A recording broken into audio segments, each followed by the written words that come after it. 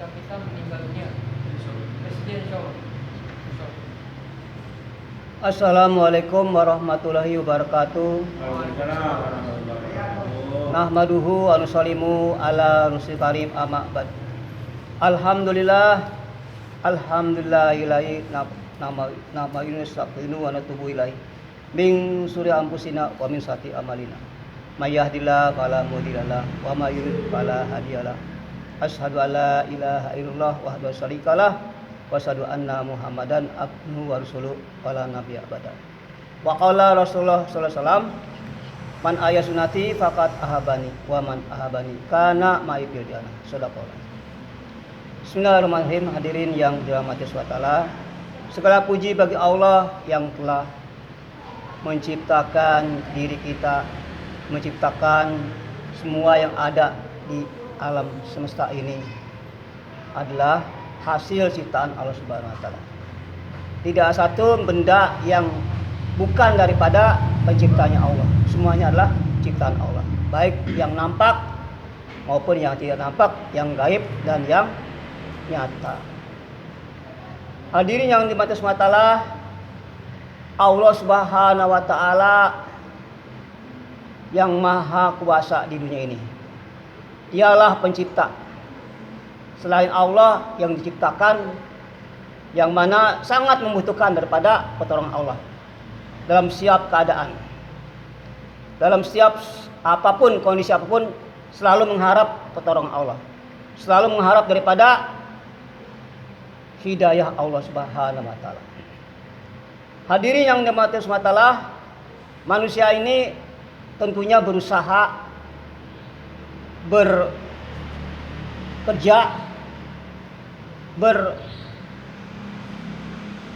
beraktivitas dengan apa yang diyakini. Manusia berusaha bekerja keras tergantung apa yang diyakini.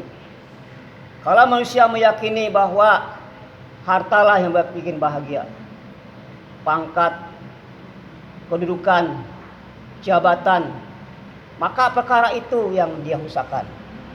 Perkara itu yang dia usahakan siang malam. Karena keyakinan inilah yang membuat manusia ini dia berambisi untuk melaksanakan daripada keyakinan yang dimiliki.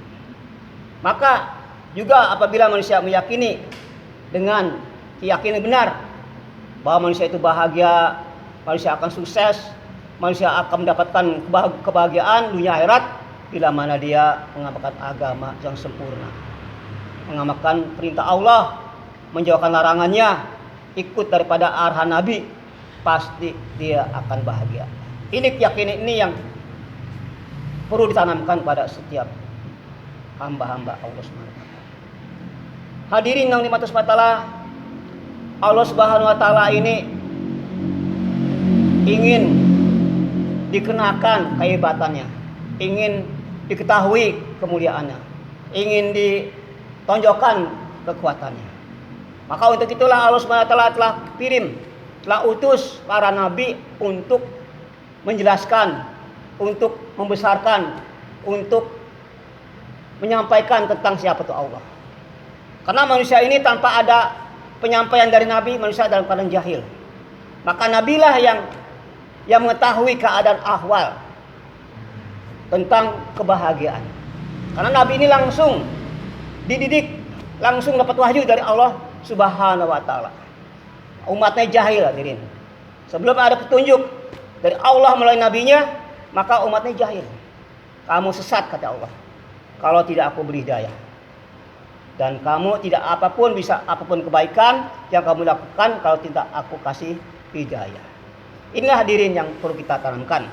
Semua kebaikan apapun itu milik Allah. Itu daripada kekuatan Allah. Itu daripada kehendak Allah. Bukan kehendak kita, Pak. Apapun yang kita lakukan, kebaikan apapun, itu murni dari Allah Subhanahu wa taala. Jangan merasa kita yang berbuat, jangan merasa kita yang melakukan, jangan merasa kita yang bisa. Manusia apa? La haula.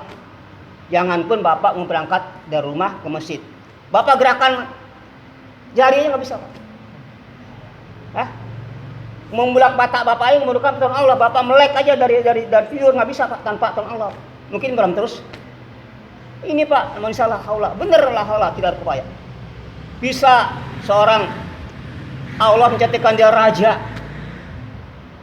Itu Allah SWT bukan kekuatan Allah yang diberikan pada raja itulah. Diberikan amanah raja itulah. Sebenarnya dia tidak habis apa-apa.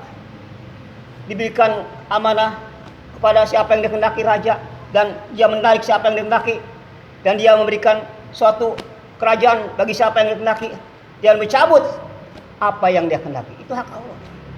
Allah berkuasa menjadikan rakyat biasa mulia tanpa kerajaan, dan Allah bisa menghinakan kerajaan walaupun punya kekayaan kerajaan, Allah hinakan. Itu hak Allah, itu kuasa Allah Subhanahu wa taala. Inilah hadirin yang dimaksud Allah.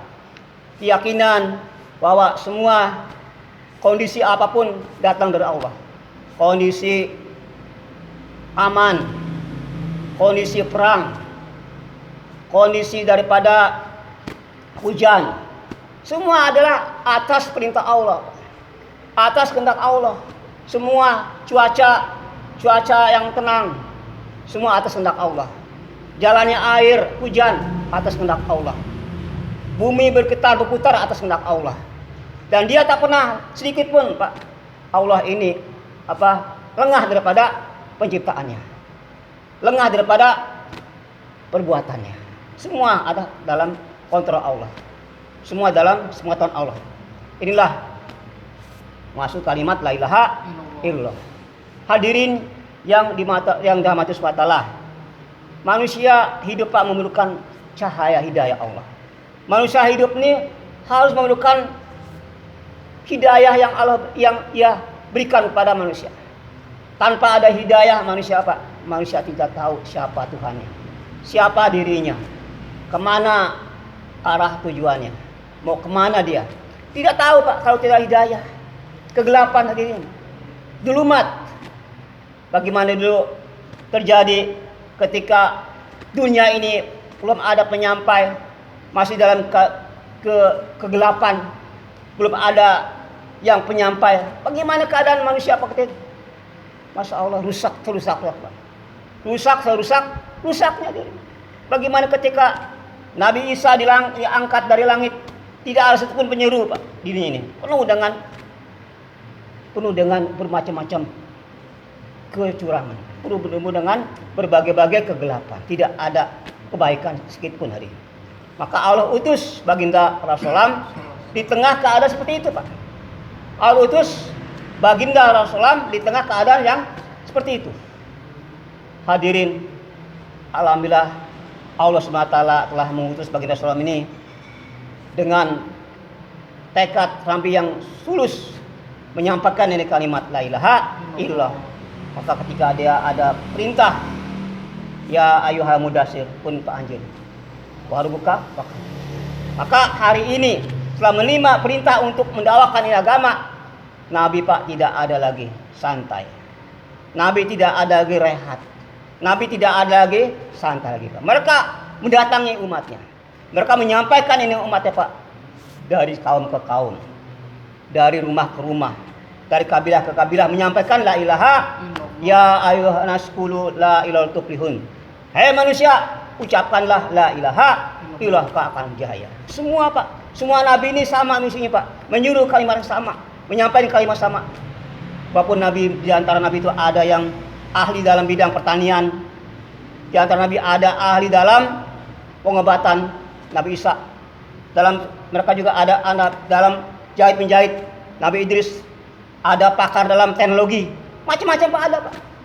Tapi mereka itu semua menyuruh pekan sama Pak, karena membebaskan Allah Subhanahu wa taala. Inilah hadirin yang dimaksud salah.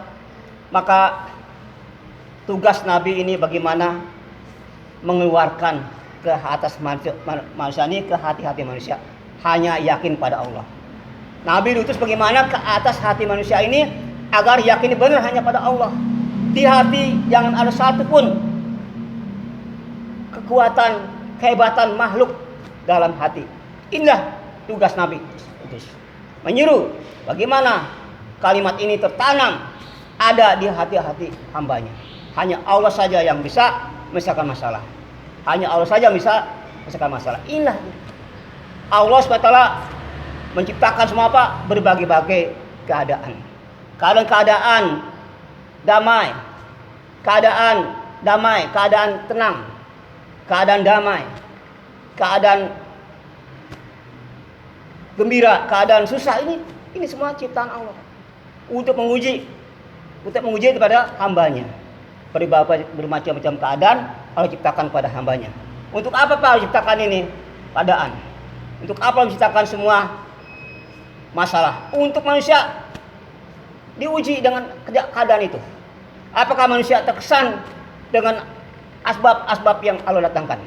Ketika miskin, dia sabar menghadapi kemiskinan. Dia tetap taat pada Allah dalam kemiskinan, maka dia lulus. Ketika kaya, dia tidak kesan dengan kekayaannya. Dia gunakan harta yang Allah diamanahkan kaya ini untuk bagaimana mentaati perintah Allah. Begitupun seorang pejabat, dia gunakan jabatannya sesuai dengan perintah Allah. Amanah Allah ini Allah berikan amanah. Hanya dipakai hanya untuk digunakan sebagai amanah. Maka itulah hadir. Maka apapun yang dia miliki kalau taat pada Allah pasti sukses, Pak. Seorang kaya sukses kalau taat pada Allah. Seorang miskin sukses kalau taat pada Allah. Seorang pejabat akan sukses bila taat pada Allah. Nabi bukan mengambil kerajaan, Pak. Tapi bagaimana seorang raja taat pada Allah? Seorang taat pada Allah. Nabi tidak punya untuk dakwakan, Pak. Dia tidak punya kerajaan, tidak punya tentara, tidak punya senjata, Pak. Diberikan hanya kalimat la ilaha illallah. Tapi bisa mengalahkan yang punya kerajaan, bisa mengalahkan yang punya senjata. Kekuatan la ilaha illallah. Semua nabi mana punya senjata, Pak? Semua nabi mana punya kerajaan? Semua nabi mana ada punya rakyat? Enggak punya, Pak. Hanya punya la ilaha illallah. Ini, Pak. Kekuatan kita hanya Allah. Bila Allah sudah tolong, pakai kita kuat. Tapi bila Allah nggak tolong, pasti kita akan lemah. Ini apa kuncinya, Pak? Bila kita sudah punya keyakinan seperti itu, Pak, insya Allah, kita akan selalu dalam kemenangan. Kita selalu dalam kemenangan yang Allah berikan kepada kita. Hadirin yang dimatas matalah, dunia ini, Pak. Kau tahu hakikat dunia, Pak, masya Allah. Dunia ini tipu dan sangat penipu yang sangat ahli, yang sangat begitu dahsyatnya, Pak, fitnah dunia ini. Ini dunia ini tipuan, Pak. Wa ma hayatu dunya ila mataul ulur. Dunia tipu daya, Pak. Berapa orang yang tertipu oleh gara-gara dunia, Pak? Mereka tertipu meninggalkan perintah Allah karena hanya cinta kepada dunia. Hadirin, dunia ini kita gunakan untuk bagaimana? Kalau orang beriman, Pak, untuk dia gunakan persiapan untuk menghadapi kehidupan akhirat. Inilah maksud dunia, Pak. Gunakan harta diri ini, dunia ini untuk akhirat, itulah yang bagus. Tapi orang yang nggak memahami perkara ini, Pak, dia gunakan cari dunia untuk nafsunya, untuk keperluan hawa nafsunya. Inilah diri. Maka pentingnya kita ini bagaimana minta sama Allah tuh petunjuk, Pak. Jika dengan petunjuk Allah ini kita gunakan dunia kita, Pak, harta kita gunakan untuk mentaati Allah. Ini kalau ada hidayah, Pak. Kalau ada hidayah, kita akan tahu arah kita. Kita akan tahu kemana